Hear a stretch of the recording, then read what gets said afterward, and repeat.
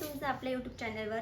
तर आज मी बनवणार आहे घरच्या घरी सोप. इथे मी भरपूर सारा कडुनिंब घेतलेला आहे, त्यानंतर तुळशीचे पत्ते घेतलेले आहेत आणि भरपूर सारे ॲलोवेरा.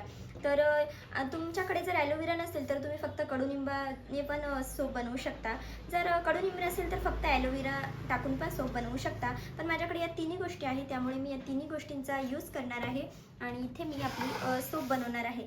याचे 2 भाग करून घ्यायचे आणि यातला ना फक्त असा आतला गर घ्यायचा आहे. तुमच्याकडे जर कोवळी ॲलोवेरा असेल ना तर तुम्ही डायरेक्ट कट करून पण टाकू शकता, पण ही बरीच म्हणजे जाडसर आहे याचे हे साल, त्यामुळे मी साल काढून टाकणार आहे आणि फक्त आतला गर घेणार आहे. आता इथे तुम्ही बघू शकता मी ॲलोवेराची साल काढून घेतली आहे आणि ह्या मोठ्या भांड्यामध्येच मी याला टाकून घेणार आहे, म्हणजे यामध्ये ना सगळं व्यवस्थित बसेल. तुम्ही छोटं भांडं पण घेऊ शकता. यामध्ये ना पाणी न टाकता याला मिक्सरमध्ये छान असं बारीक करून घ्यायचं आहे. त्यानंतर ना हा आहे सोप बेस, जो की मार्केटमध्ये आरामात मिळून जातो. त्याचे मी इथे छोटे छोटे तुकडे करून घेणार आहे. आता हा जो सोप बेस आहे ना तो आपल्याला गॅसवरती मेल्ट करून घ्यायचा आहे. तर चला पुढची प्रोसेस मी दाखवते. आता इथे तुम्ही बघू शकता मी कढई ठेवलेली, त्यामध्ये पाणी टाकलंय, त्यावरती जाळी ठेवली आणि त्यावरती हे भांडं मेल्ट करायला ठेवलेलं आहे.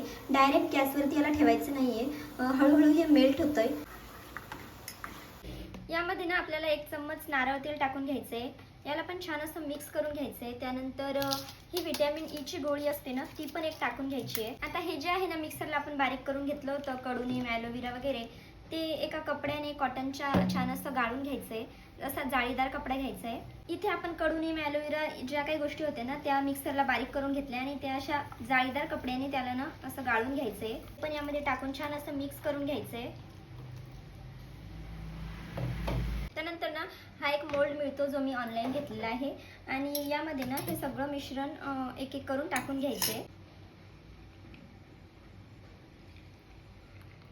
आणि याला ना 2-3 तासासाठी ठेवून द्यायचं आहे, जे की आपली साबण 2-3 तासामध्ये सगळं मिश्रण ना मी यामध्ये ओतून घेतलंय. आता 2-3 तासाला असंच ठेवायचं आणि 2-3 तासामध्ये ना आपली मस्त अशी साबण सेट होऊन जाते.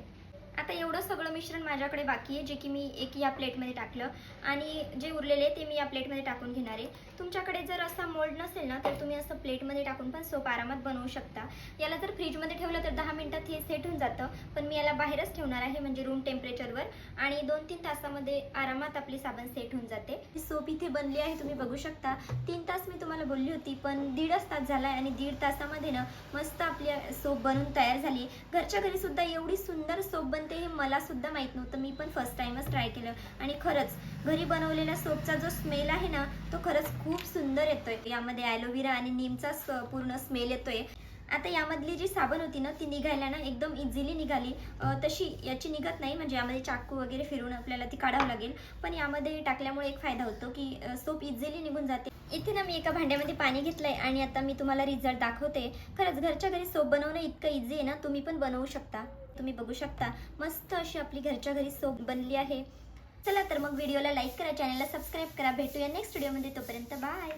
टिप अशी आहे की ही प्रोसेस ना आपल्याला खूप फास्ट करायची. खालच्या भांड्यामध्ये जो सोप बेस आहे ना तो एकदम गरम असला पाहिजे. त्यामध्ये हे मिश्रण टाकायचं आणि लगेच गरम गरम मोल्डमध्ये टाकायचं. थंड झाल्यानंतर त्यामध्ये गोळे होतात.